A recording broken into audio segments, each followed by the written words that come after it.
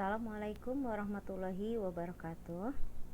Anak-anakku kelas 6A dan 6B, Mumai kali ini akan menjelaskan tentang teks eksplanasi, kalimat efektif dan tidak efektif, lalu kosakata baku dan tidak baku. Nah, yang pertama tentang teks eksplanasi, yaitu teks yang dibuat untuk menjelaskan proses terjadinya suatu peristiwa atau fenomena secara ilmiah, baik berupa fenomena alam maupun fenomena sosial. Jadi teks eksplanasi itu yang berisi tentang peristiwa-peristiwa gitu ya, secara ilmiah gitu ya, baik fenomena alam atau peristiwa alam ataupun fenomena sosial yang berhubungan dengan masyarakat gitu ya.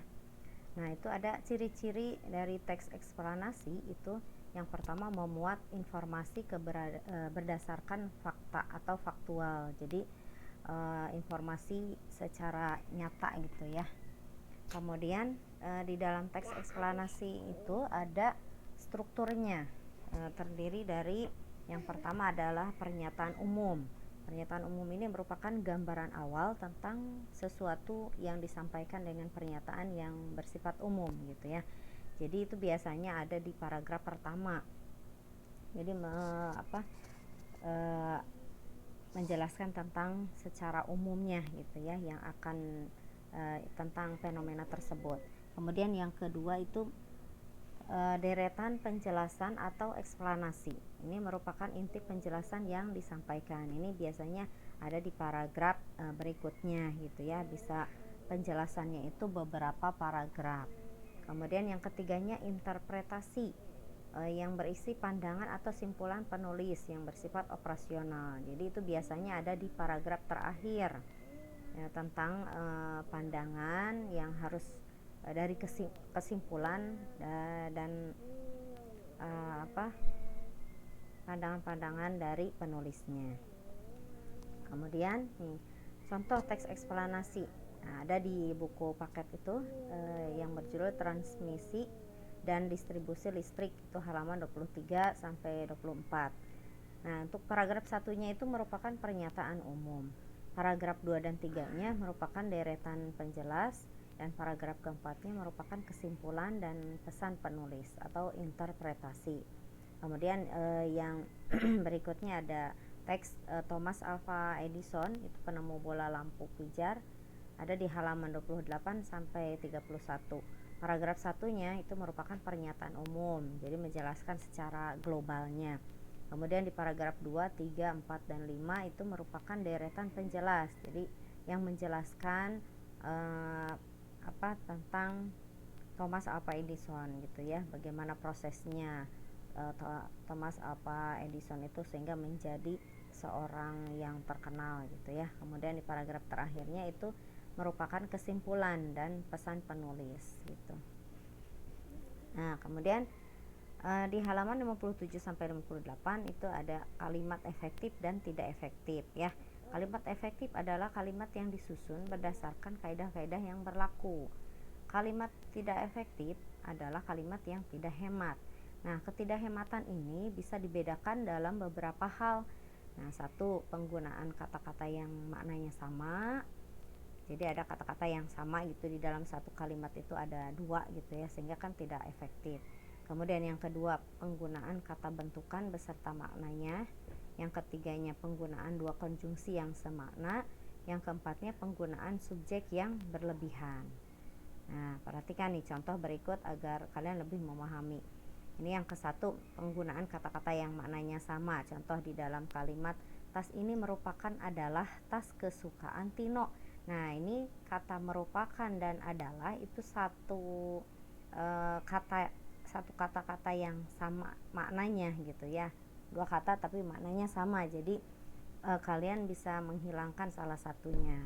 Kemudian juga suasana di rumah Pak Rahmat sangat ramai sekali. Ini sangat dan sekali itu sama gitu ya. Sudah sangat ramai, ini sekali. Wah, jadi itu berlebihan ya.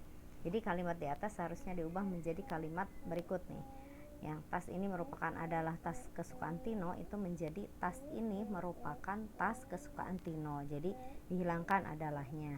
Kemudian suasana di rumah Pak Rahmat sangat ramai sekali, itu diganti jadi suasana di rumah Pak Rahmat ramai sekali, jadi sangatnya bisa dihilangkan.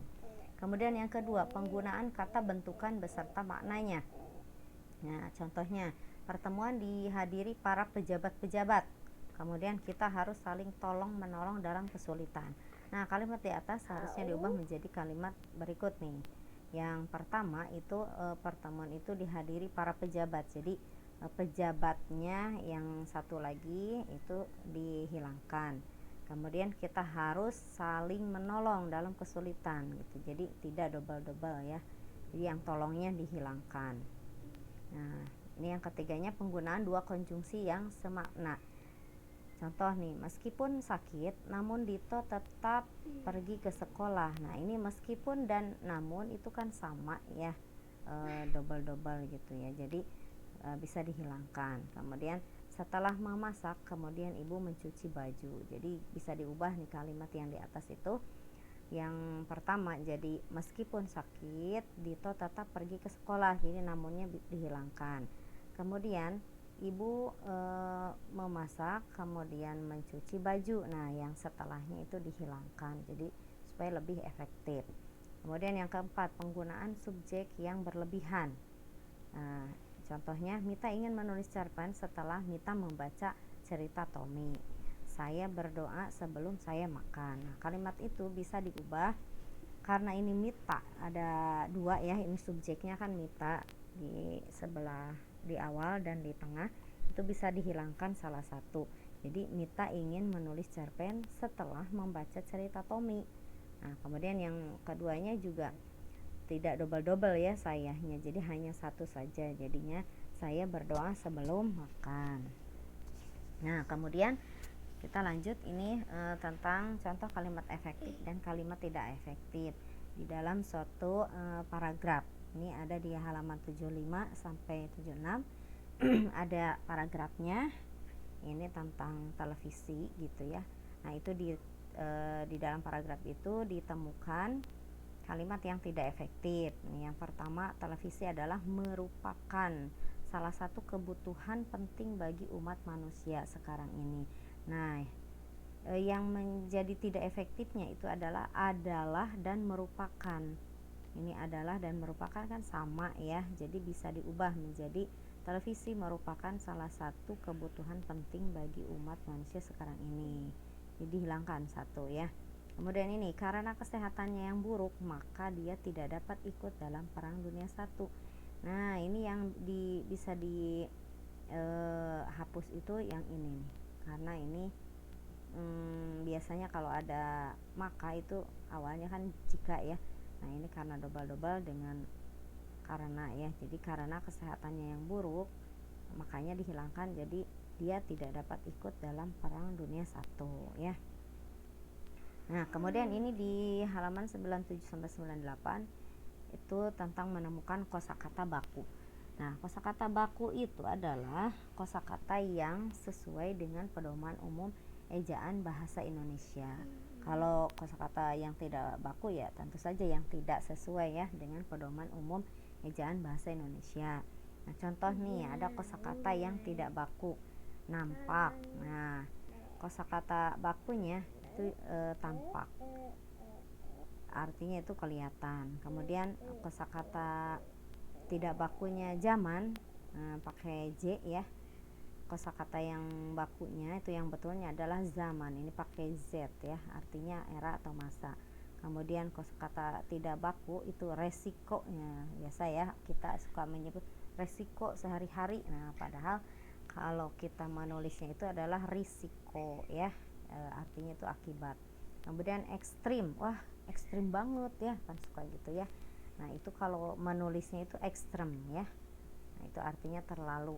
Itu tergantung kalimatnya ya, bisa ekstrim dalam cuaca, ekstrim dalam hal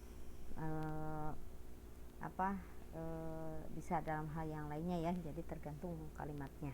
Kemudian ada objek. Nah, ini kosakata bakunya itu adalah objek. Di dalam tulisannya ya harus pakai J, cuman kita kadang suka nyebutnya objek gitu ya. Nah, itu artinya adalah hal, perkara atau orang yang menjadi pokok pembicaraan. Ya, mungkin itu saja materi yang Ibu sampaikan itu yang ada di tema 3. Mudah-mudahan kalian bisa lebih memahami. Nah, untuk lebih pahamnya kalian bisa baca-baca lagi di buku paketnya. Terima kasih atas perhatiannya. Wassalamualaikum warahmatullahi wabarakatuh.